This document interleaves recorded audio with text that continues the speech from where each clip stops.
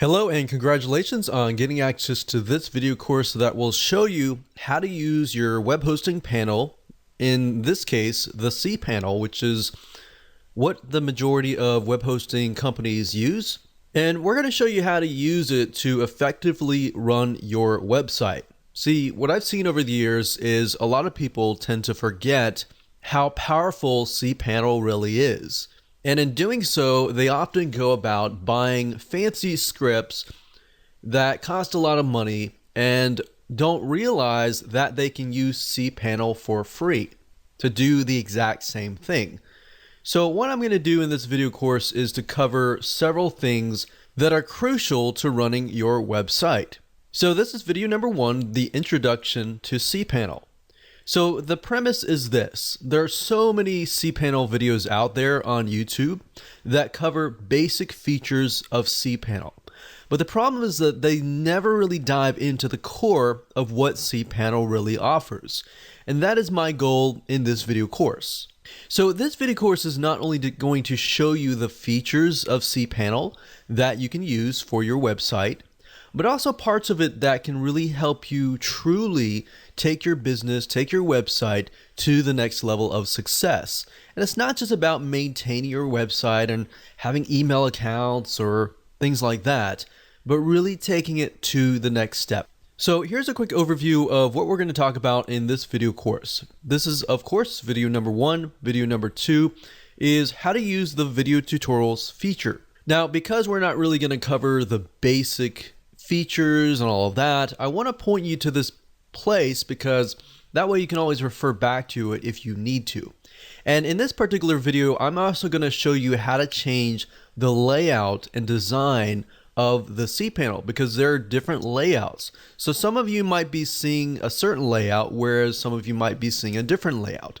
And I want you to know that they're all the same. The only difference is usually the icon that is used. So as long as you look at the words are the same. So I want to make sure that I cover that so you don't get lost along the way.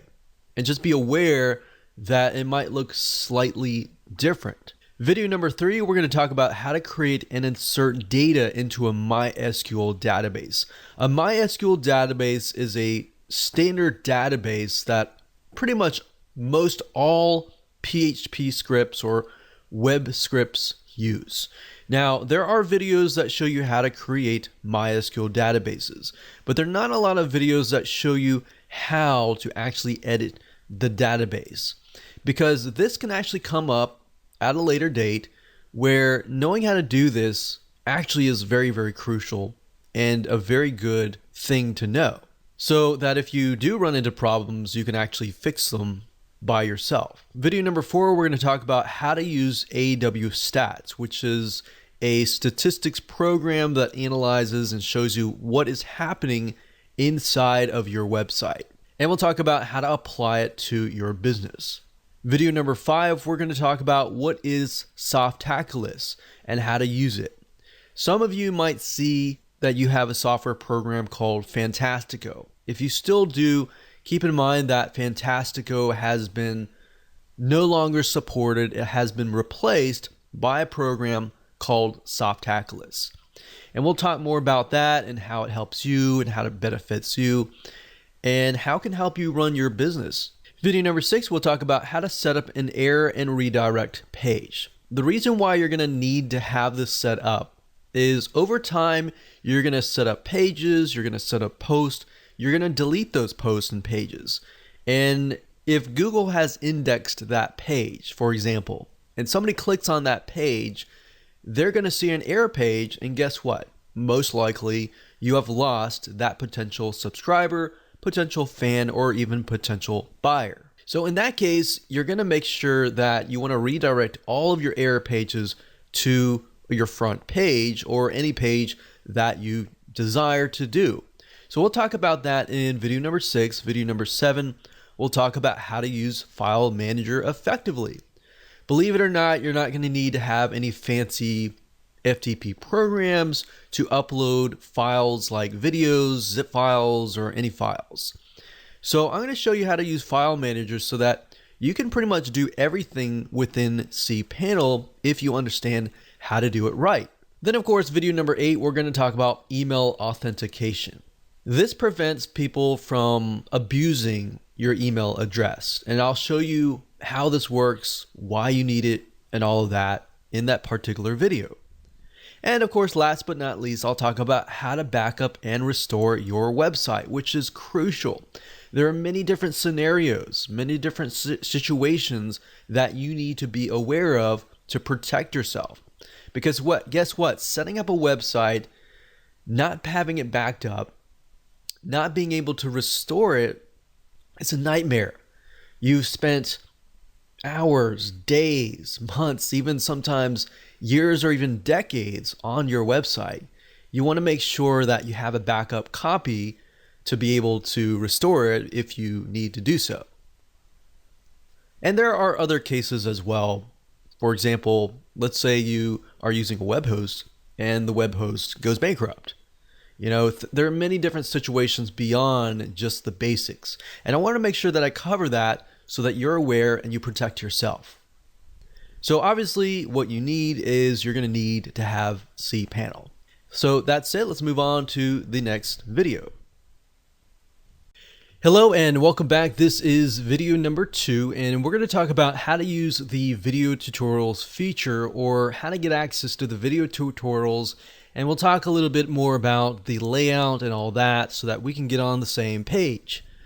So not all cPanel users are aware that you can actually get access to the video tutorials. cPanel itself actually offers you a lot of basic tutorials within its website so that you'll get access to understanding, okay, how do I use this feature or how do I use that feature? Because we're not going to be able to cover every single feature in this video course. In fact, what I'm trying to do is cover videos that are really not covered, more in-depth views rather than just how to use cPanel in general. So once you log in, what you need to do is scroll down all the way down to the bottom and click on documentation. And at this page, you will be able to access the video tutorials. And as you can see, there are a variety of different types of documentation, like videos and also written documentation. Now, it used to be in the past where cPanel would add the video tutorials inside of the cPanel, but now it is actually on the outside.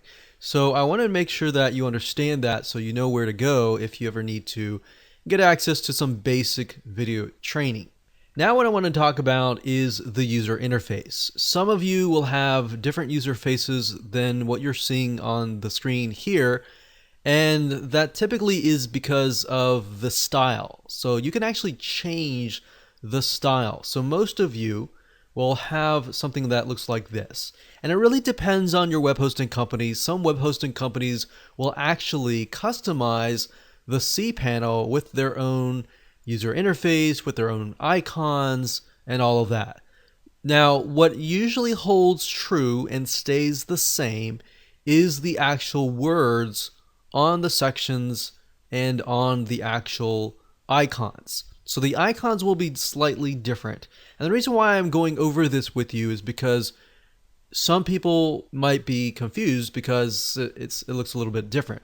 So what you can do is up at the top, you can click on this little person here and click on change style. Now, if you click this, you will be sent to this page. And I'm going to zoom in just a little bit more so that you can see it much clearer. So there are different styles and different skins, as we call them. And the basic one looks like this. And then we have the dark version. But if you'll notice, the icons are very similar and very much the same. The only difference is the background. So the light version, the same as well. So I would say the majority of you probably have something like this.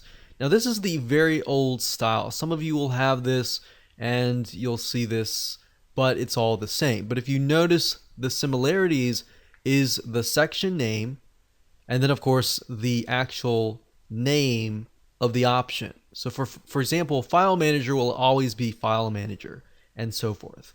So let's say, for example, I'm going to go back up here, and currently I am on the retro style, But let's say that I am going to use the basic style. So all you have to do is look through the styles that you want, click on apply to the one that you want, and it'll reload with that style. And that's it. Now, if we go back to the main screen where all of the options and the features are located, you will see this. So like I said, depending on the style that you choose, it might look slightly different. But at the end of the day, typically the things that do not change are the actual titles of the options. Like File Manager is going to be File Manager across the board. Now you're going to see different sections. Some of these sections will be different. Some, as you can see, you can actually move these sections around. So I can move this section further down here. So just keep in mind that yours might be a little bit lower, yours might be higher.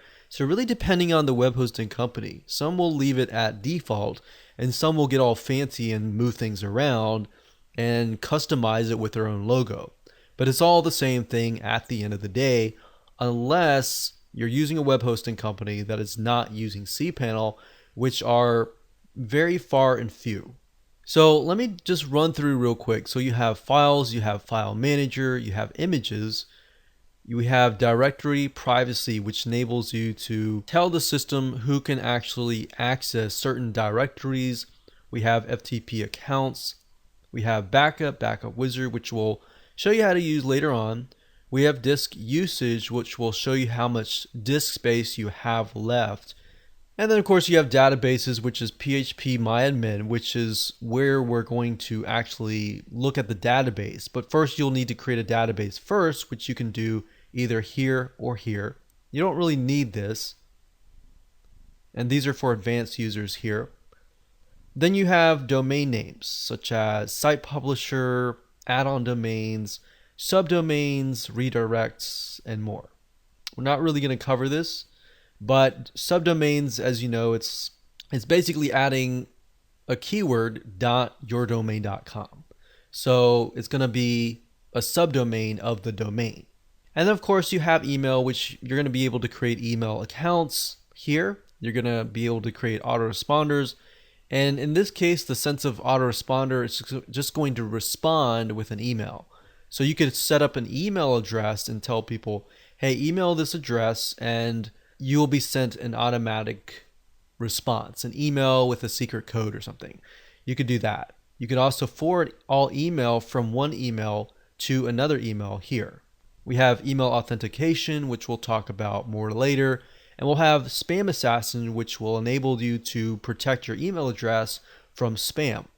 Then we have metrics like AW stats. There's other metrics as well, but these are different types of stats. And then of course you have security, and then IP blocker allows you to block IP addresses, and hotlink protection is great as well. So if you click on hotlink protection, what this will allow you to do is say, okay, I've uploaded a bunch of zip files and I don't want so-and-so, some other website, linking to the zip files and then getting people to download the zip files.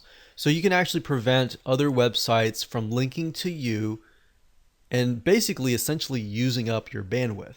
Then you have software, which the majority of these you will not really use. You will run into Softaculous, which we'll talk about later down the road. And then of course you have advanced options like cron jobs, which you will usually set up whenever you install a web script. And all these other things you won't really use as much. You will use error pages, which we'll show you at a different video as well. Then we've got preferences, which is just change style, change language, and all of that, change your password. And then of course you have Softaculous.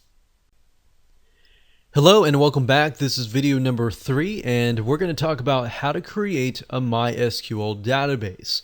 And then we'll talk about, in addition to that, how to insert data into a MySQL database, how to look at a database, and how to understand the basics of it so that if you ever need to do this in the future, you can.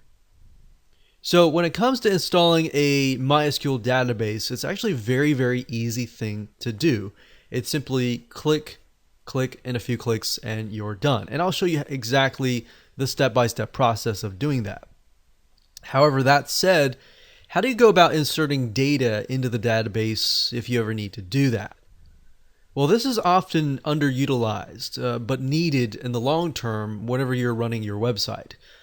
So with that said, let me go ahead and show you how. So to create a MySQL database, it's super easy. Let's start at the top. So make sure that you're logged into your cPanel, and what you want to do is scroll downwards and look for databases. If it's different, then basically what you want to do is look for the MySQL database wizard, and this will walk you through step by step. It's the easiest way to go. So first things first, click on this. And then it's going to ask you what you want to name your database. Now, this right here is going to be your domain name. So it's going to be different for different people, and you don't have to worry about that. So just enter a database name. So we'll say DB, and this could be anything you want. You just need to remember what it is. Click on next step, and then you want to create a username.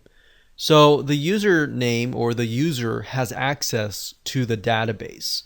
So this is separate. So you're creating a username, and then you're creating a separate database so that user has access to that user. All right. So let's put that in here. We'll just say user1. And then of course you want to do a password. And what I usually like to do is click on password generator, because then you choose a very complex password. So you can click generate password here. I'm going to pause this video right now and create a random password, and we'll copy it down here. So once you're done with that, you just click on the checkbox that says I have copied this into a safe place and I am ready to use the password, and then it automatically enters it here. So as you can see, it is a very strong password, and we click create user. The next step is step 3, is to add the user to the database. And to do that, all we have to do is click on all privileges and click next step. And that's it. So now what you need to do is, hopefully you have saved the password to a very safe place. Usually what I do is I open up Notepad and then I save it here. Now, in addition to that, I usually try to save this right here. So if you're installing a web script, typically what it'll do is it'll ask you for your database name. And the database name is the full text between these quotation marks. So I'm going to copy that over here. So that's the database name. So I usually do db equals this, and then the user equals this. And keep that in a safe place. So as you can see, that's how easy it is to create a MySQL database. Now what I want to do is click on return to MySQL databases. And if we scroll down, we can see that the database has been created. Now, if I go back to the outside here, and I'm going to click on the logo, and that just brings me back to the home page. I'm going to go back down and look for phpMyAdmin. What this allows you to do is it allows you to take a peek at the database itself. Now, I will warn you, and I will say that do this very, very cautiously, because any mess up, you could potentially mess up your whole site. But I wanted to show you this because sometimes if you have basic detective skills, you'll be able to kind of get an idea of what's going on inside the database. So if you click on phpMyAdmin, it'll open up and it will allow us to edit specific databases. Now, obviously, you want to find the database that you just named. So in this case, it was the DB base. So it's this one right here. And we can click on here. So we can see that there are no tables found. And the reason why is it's an empty database, right? But let's say, for example, that we choose a different database that has data inside of it. So what I've done is I've gone into a WordPress site database. In this case, I'm not going to show you the username and password on all that, but I want to show you some of the basics. So whenever you install a WordPress site, for example, it will have, install plugins and all of that.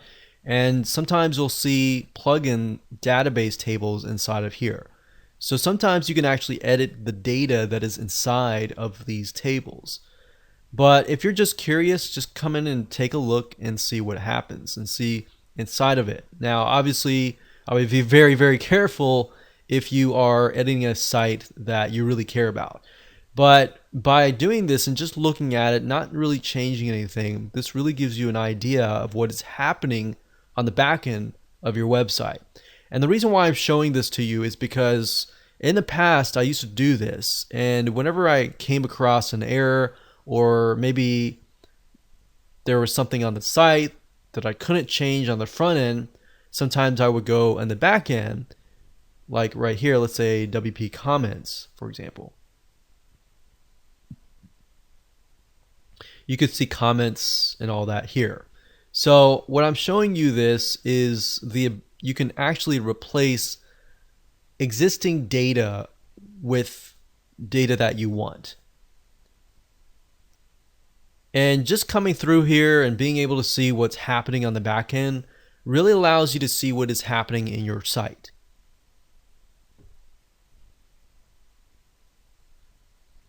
Now, this is very useful just in case you get locked out, especially if you get locked out of your website and you have to change your username and password, but it just won't let you in. So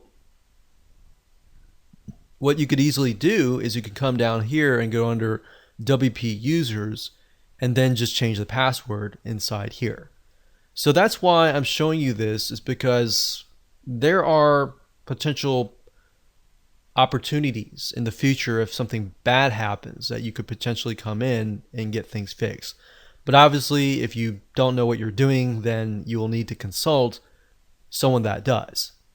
But hopefully that gives you a better understanding on how MySQL databases work when you create them, and then when they begin to populate, everything happens right here. Hello and welcome to video number 4. In this particular video, you're going to learn how to use AW Stats, which is built into the cPanel, and how to apply it to your business. Essentially, knowing what goes on in your website is crucial. And we'll discuss about what the differences are between AW Stats and Google Analytics. Google Analytics typically gives you a more granular view of what's going on in your business. But that said, not everybody uses Google Analytics. Not everyone uses it at the right time. So the nice thing about cPanel is your AW Stats is always running.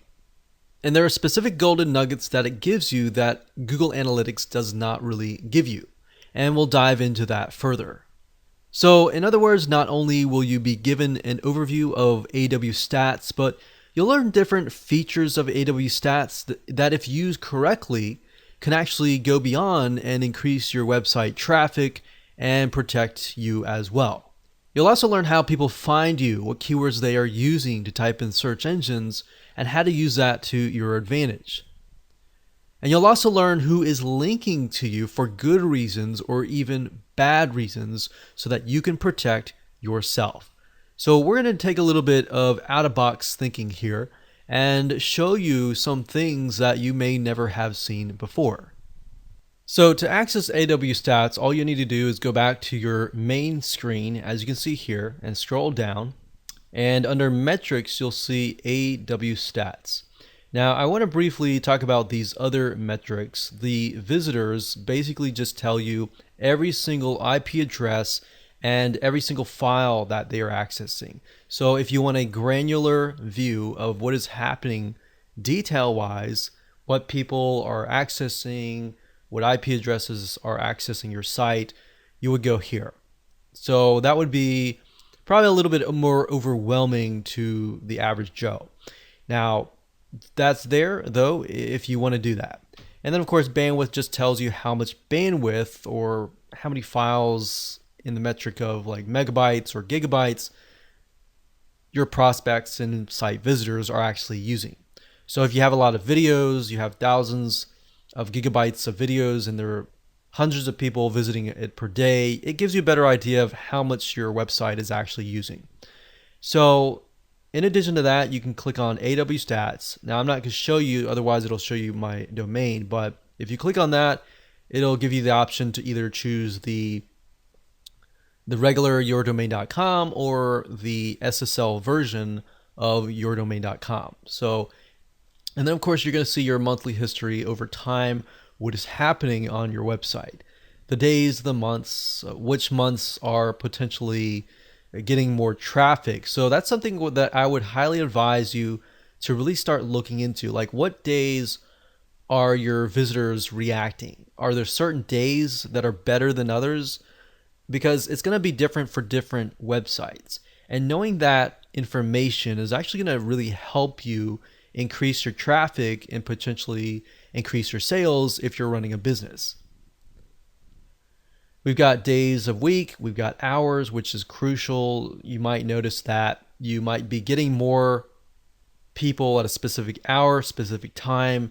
And knowing this data is important because you can connect it to your email autoresponder system and email people at that specific hour. So really taking yourself out of the box and understanding what is happening here, how are people interacting with your website is crucial. And then we have locales, which is basically where people are coming from, the different countries, different locations, and all of that.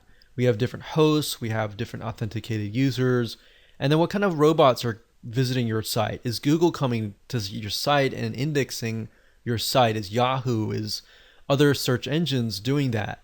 And then the visits, duration, how long are people actually staying on your site? Are they staying a few seconds? If they are, that might not be a good sign. Maybe you can look at your content and see why. If they're staying a long time on specific pages, then why is that? Is it because their videos? Are they intriguing? What is that? So use this data to your advantage. You can see file types. What kind of files are they accessing? Are they accessing regular pages? Are they downloading files? Are they downloading a lot of zip files or video files or whatever? And then different pages. What kind of pages are they accessing? What kind of operating systems are they using? What kind of browsers are they using? And you can also see where they're coming from. So you can see what search engines are sending traffic to you and who is linking to you. What files are they linking to?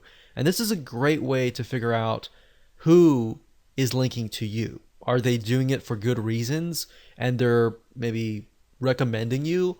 Or are they linking to you and trying to hijack your files? And maybe they found like a loophole in your files and they're, sharing it with everybody else illegally.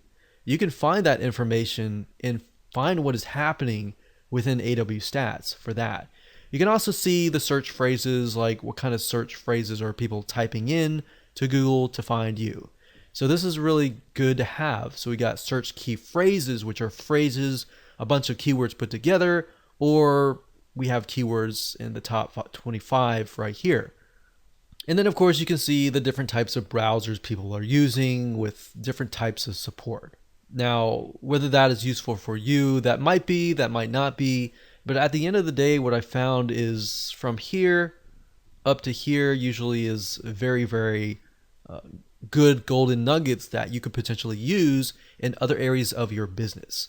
So that's basically an overview of AW Stats and why it is good for you. But at the same time, definitely install Google Analytics and look at both, compare both, and see what is happening in your business and your website.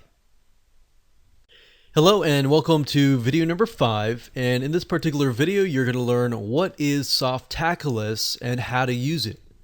Softaculous replaced Fantastico, which is basically a popular suite of software scripts that you can build into your website. Things like WordPress, Joomla. If you want a forum, you can build forums. There are many different free scripts that you have access to that you do not have to spend extra money for. They're all built in. So in other words, it gives you access to things like WordPress, blogs, bulletin boards, even support help desks, and more. So you'll be given an overview of this suite and how to use it properly, and we'll show you how to install things like WordPress in a few clicks of your mouse. So where it's located can differ from different people, but for the most of you, it should be located somewhere down near the bottom. So if we keep scrolling down, we'll see it here. So we can see that it says the Softaculous Apps Installer. So what's nice about this is you have access to tons of scripts that you could potentially use, and just be aware that you want to pick and choose what you want. It's super easy to go trigger happy and try to install as much as possible, but just keep in mind that the more you install, the slower your website is. So pick and choose wisely, maybe 1 or 2 or 3 max. So let me just do a quick run through here. So we've got blogs, we've got microblogs, and if you click these links down below, these are categories, and these are all the scripts. So if you're not really sure which one to choose, if you click on blogs here, you'll actually be able to see all the blogs. So as we can see here, we've got WordPress, we've got OpenBlog, we've got Serendipity, and there's a lot more. I'm not going to go through every single one. But if you click on blogs, it'll categorize it. And then you can look through. You've got microblogs, we've got portals, or content management systems like Joomla and all of that. There's also specialized ones for real estate and more. We've got forums. So let's say, for example, you want a community. You want to create a community, click forums. We've got PHPBB, we've got SMF, and we've actually tried SMFs. SMF is really good. PHPBB is good. bbPress is also good. And we have image galleries. Now keep in mind, if you're installing something like WordPress, you don't really need all of these. You can actually create all of these within WordPress by using WordPress plugins. And then we have wikis, we have social networking, we have calendars, we have analytics, we have e-commerce. So there are tons and tons of stuff in here, but at the end of the day, the best way to know exactly what to install is to figure out, okay, what is my plan? What is my vision? Does it actually match what I'm trying to do? And then go from there. Now, in this particular video, I'm going to show you how easy it is to install. So I'm going to click on WordPress here. And you're going to see within a few clicks and a few things that we need to enter, we're going to create a WordPress site really, really fast. So all you need to do is simply scroll down and click on Install Now. And then it's going to say Software Setup. So you want to choose your protocol, which if you're using a SSL certificate, you want to use HTTPS // And then if you're not, then use one of these two and then one of these. And then of course you want to choose your domain name. And the reason why this is listed is because if you have a subdomain name, you can actually install it in there. And then of course the directory, if you leave this blank, it's going to install it at yourdomain.com. If you enter a directory, it's going to install it within a directory within yourdomain.com. So if it's WP, for example, it'll be yourdomain.com/WP. So if somebody goes to yourdomain.com, they're not going to see the WordPress site. All right, so hopefully that makes sense. So once you've done that, then what you want to do is enter your admin account, so your admin username and password. Now, I will say by default, it does have you enter admin, but it's highly advised not to use the word admin because most WordPress blogs use that, and it's super easy for people to hack into your site. So make sure you change something that is not admin and not even any words inside of your domain name. So we'll just do something like that. And then of course we got the password. And then of course you'll enter your email. You'll enter your site language, and then you'll choose what you want here. You can always choose a theme later. We'll just select this here. And you can enter the email details that you want it sent to. So you have that information in the future, and you click install, and that's it. So that's how easy it is to literally install the scripts. If you were to do this manually and install WordPress manually, it would actually take you literally about 30 minutes if you knew what you were doing. If you didn't know what you were doing, it would probably take you about an hour to do, even though they say it's a 5-minute install. With Softaculous, it skips the process and it allows you to install softwares, a variety of different softwares, really, really fast. So hopefully that opens your eyes to the potential software and scripts that you can install really, really fast. Welcome to video number 6, and in this particular video we're going to talk about how to set up an error and redirect page. So did you know that you could be losing traffic when people land on certain areas of your website that don't exist? In other words, over the time and over the years of maintaining your website, you'll have pages and elements, videos, zip files, whatever, that will disappear on your website. And what will happen over the years is they will be indexed by Google, and if somebody clicks on that through Google and they come to your website, it will lead to a what we call a 404 error page. Now, think about it for just a second. If you were that prospect and you clicked on a link and it went to a 404 error page, what does that first impression give you? Most likely it gives you the impression that the site is not maintained, or maybe it's not really very professional, right? In that case, what it'll do is it'll be detrimental to your reputation. So you don't want that. Instead, what you want is you want people to be redirected to either a page that actually works or a specific page that you want all the traffic to be redirected to.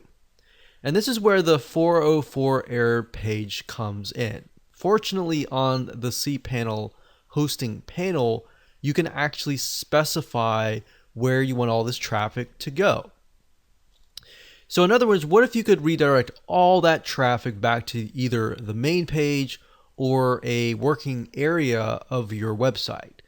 Well, that's what you can do, and in this video, we're going to show you how to create that 404 error page. And we'll talk about the other types of error pages as well.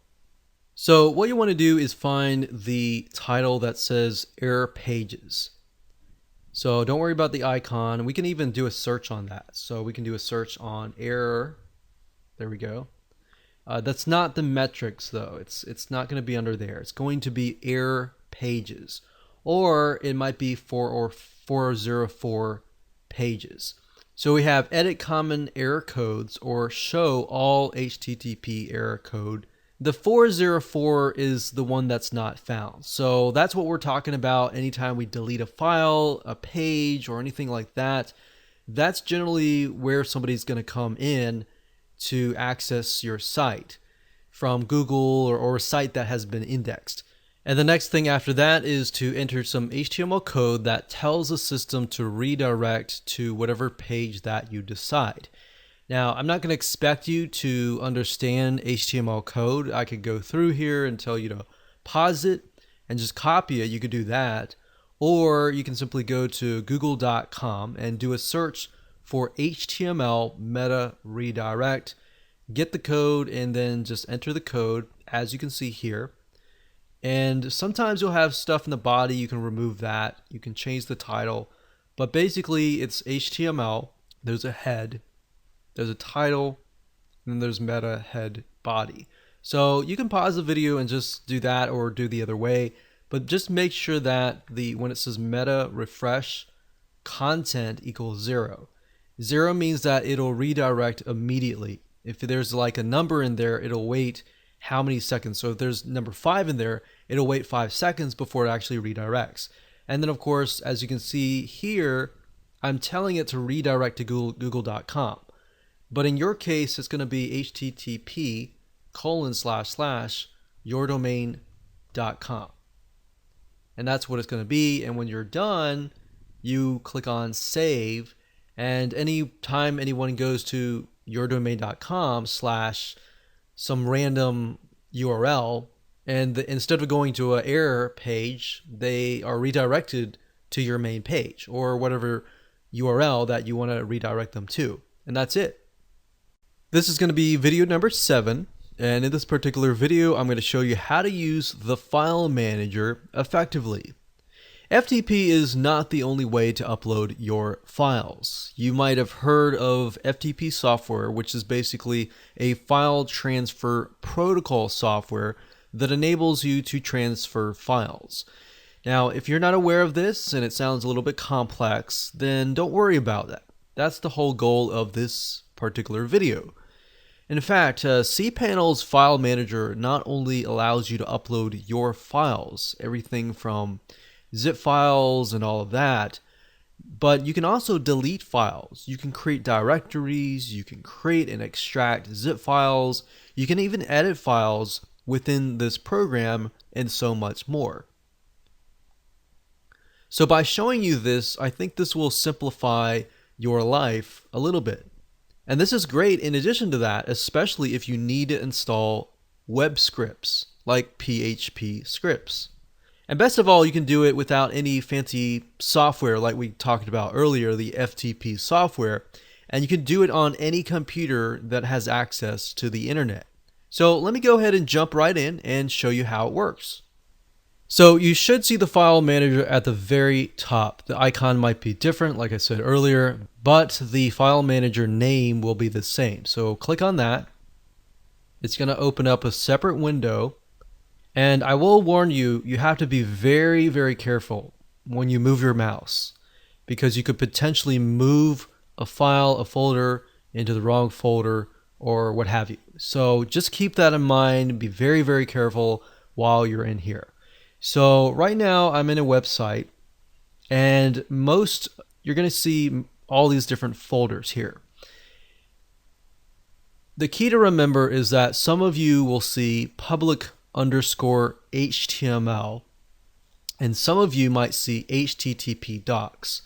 Now, if you're unsure about where the files should be located, you'll need to contact your web hosts, because some web host companies will put it in a certain directory, but for the majority of you, it should say public_HTML.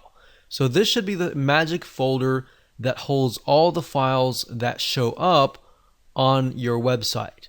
All of the rest of the folders here may pertain to your email system, to files that are related to other than what people actually see. So we're going to click this here. And right off the bat, you see a bunch of WP-, which basically tells you there's WordPress site inside here.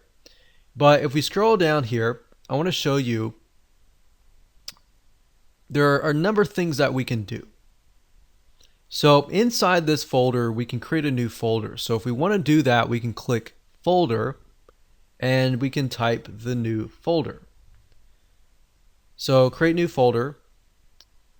And what we could do in this folder is we could double click it just like you would on a PC or a Mac computer where we're creating folders. So same thing. But in this case, we can upload files, so we can click on upload. And you can drag and drop files in here, or you can simply click select file and upload files via there. So in this case, I can select an image, click open, and that'll upload the image. So when I'm done, I click go back to the new folder, and we can see that it is there. Now we could select a file, and you can see that other options show up. So we select a file, we can also download it. So we could click download, and it would download it to our computer. So if you had a zip file or a video file that you want to download it to your computer, you can do that. You can also delete the file. We can also compress it. So let's say we have a good number of files that we want to compress into a zip file. We can select those files or select that folder and click compress.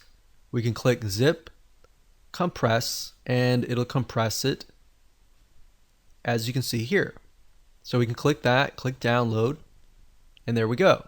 We can also delete files. So you can select a file, click delete, skip trash, and permanently delete files. Or if we unselect it, click confirm, we could do that. We can also rename. So you could rename the file here. We can also edit. Now it is an image file, so we can't necessarily edit the image file on here. We can only edit files like text files and things like that. So let's say, for example, we'll click File, New File, and we'll name this file.txt. You can name it whatever you want it to be. So we'll do that, and we'll click on Edit. And now you can see that we're actually able to edit this particular file because it's a text file. You can also edit HTML files. So I could even do file.html. And if you're not familiar with what HTML files are, they're basically web-based files. So we could click that. We could click HTML editor, click edit, and then you'll see the HTML editor. And then of course you can create text and increase the size and all that. So we'll exit out of that. And you can also set permissions. What permissions means is you're telling the system, okay, as a user, these are my abilities, these are my rights. I can edit the file. But the world cannot. But if you wanted the world to edit, world meaning everybody else, to do it, then you could do that. I would not recommend that. You're going to run into the situation, especially when you install scripts, especially when you upload the scripts, and it's going to ask you to change the permissions for certain files. So that's good to know right there. So that's pretty much it as far as File Manager goes. And as long as you understand those basics and understand that it operates very, very similarly to a Mac computer or a PC, then you're good to go. Welcome back. This is video number 8, and in this particular video we're going to talk about email authentication. It's about time that you learn the basics of protecting your email box from spam. So in this video you're going to learn how to use cPanel and tell cPanel to do just that and authenticate all the emails that are coming out of your domain as legitimate emails. And what this does is it protects you from other people abusing your email. And I'll show you in just a second how all of this works. So there are two things that you want to do. You want to, of course, scroll down and find the email section. But after that, you're going to want to do two things. And the first thing you want to do is Spam Assassin, which will basically protect you from spam, which will open that up in a new window. And then the next thing we want to do is we want to do what we call email authentication. And we'll open that up into a new window as well. So let's start with the Spam Assassin first. Spam Assassin basically is a mail filter. It will filter out your email. You have the ability to set it at a high and a low. So by default, it's going to do from 1 to 10. So default, it's going to do 5. The higher the number, the more conservative the setting. So you could get really granular and really block everything out. But I would caution you at that same point because at the end of the day, some of the good emails might be triggered as spam. And I've seen that over the years. Now you have the option to auto delete spam.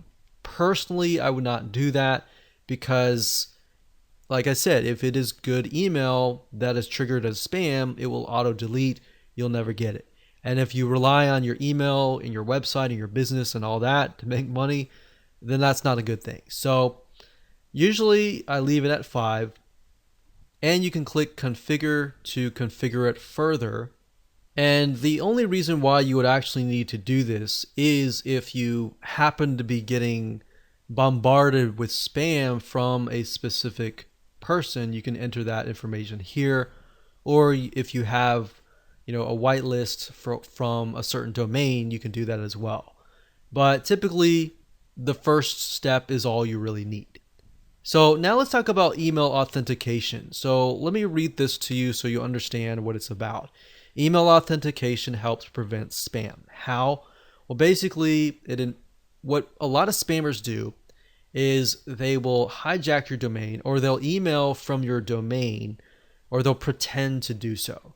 So what this does is it prevents spammers from forging emails that claim to be your domain. And you want to protect your domain as much as possible, because if you end up on a blacklist, that can be potentially very, very harmful for your email deliverability. Meaning if you're emailing from that email, when the ISPs like Gmail, all these other internet service providers or email service providers see your email, they'll put it straight to the spam box. And you don't want that, right? So you want to protect as much as possible. So best to do that by clicking enable for the DKIM. And then you can enable the SPF here. So doing those two items will help you greatly as far as protecting your email and for protecting your email as far as the reputation goes in relation to the email service providers and to keep your domain whitelisted. Welcome to video number 9, and congratulations, you've reached the end of this course. We're going to talk about how to back up and restore your websites. Have you ever created a document and forgot to save it and you lose it? Think about that feeling. This is one of the worst feelings after you spent sometimes hours, sometimes days, sometimes weeks, or even months to create that document. Well, the same goes for your website. In fact, websites are even worse because sometimes you spend months, years, or even half a decade or more maintaining your website and building it up. So if you don't have a backup of your website on a frequent basis, then you are in trouble. Now, you could say, well, I'm just going to use the web host to back up my files. And that's fine, you can do it that route, but it's always good to keep a backup copy on your own computer, because there are many different scenarios, as I specified in the previous videos, that could potentially happen. And I'm not saying this will happen to you, but I'm saying that it's potentially could happen. Whereas you could have a web hosting company go bankrupt, which has actually happened to us in the past, and they go down and something happens, or something happens without your control. Or the web hosting company says, you're using too much bandwidth and we're locking your website, or locking it down until you pay more money or something. Or something happens in that realm. As long as you keep a backup on a consistent basis on your own computer, then you are safe. Now, another scenario of why you would want to do this is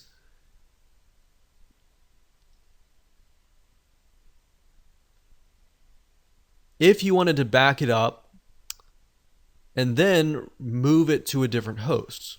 You could do this as well. So let's jump right in and let me show you how it all works. So there are two different options to backup. There's a backup and there's a backup wizard. And let me explain the differences between the two. So let's just go ahead and open these two windows up. So the first thing is backup, and this is what you see here. And what this allows you to do is it allows you to download a backup onto your computer. So rather than backing it up and storing it on your server, which yes, you could download it from there, you're downloading it straight from the server to your computer. So what you would do is simply click on download a full website backup. I'm not going to do it now because this website is big, but if you click that, it'll automatically download right away. You also have the opportunity to download just the home directory. So what this enables you to do is split things up. So let's say instead of downloading the whole thing, you're just telling the system, oh, I just want to download what's inside the home directory. I don't want to download the emails or everything else, the MySQL databases and all that. Now, you can also download the MySQL databases separately. Let's say that you already have everything. You just want the database. Well, that gives you the option to do that. So we could go here and click here, and it'll automatically download just the MySQL database. or just the email forwarders. So that's what backup is all about. Downloading it straight from the server to your computer via a zip file. Now, Backup Wizard, on the other hand, allows you can either do a partial backup right here, but if you do a full backup, you can specify the backup destination, which this will basically back it up and store it on your server in a specified destination. And of course, you can enter your email address if you want it to notify you when it is complete. Now, I like to do this because it stores it on the server, but when it's done, it gives you the option to actually download it to your computer as well. So you could have the option to have it on your computer and to have it on the server just in case anything were to happen. Now, in a different scenario where you would have maybe move to a different host, you can easily ask the other host to log into your cPanel and transfer your site to their server. You could either do that or you could do it yourself. I like to keep backups myself at all times. And even though they offer those services at your convenience, you never know what will happen with the web hosting company. And you never know what situation you might be in. So always keep a backup. Try to do backups at least once a week or once a month at minimum. Now, if you do the Backup Wizard, you've backed everything up and it is sitting in your home directory and you want to restore it, you can either ask your web hosting company to do it for you, or you can do it yourself and do it really quick. You can simply click on Restore and you can select the type that you want. So we'll do home directory. And the final step is to either choose the restore your backup, upload the file here and restore it from here. Or if it is sitting on your server, you can also ask your web hosting company and say, hey, I've got a backup sitting in the home directory, and if you would please restore it. And they can do that for you. That's typically better because a lot of times web hosting companies, they'll back it up once a week or whatever. But if you have your own backup, maybe you did it right before you made a big change, then you can do it based on your own change. So before you do that major change, you've backed it up and you can do it from there. Otherwise, you'll have to rely on whatever the web hosting company has backed up for you.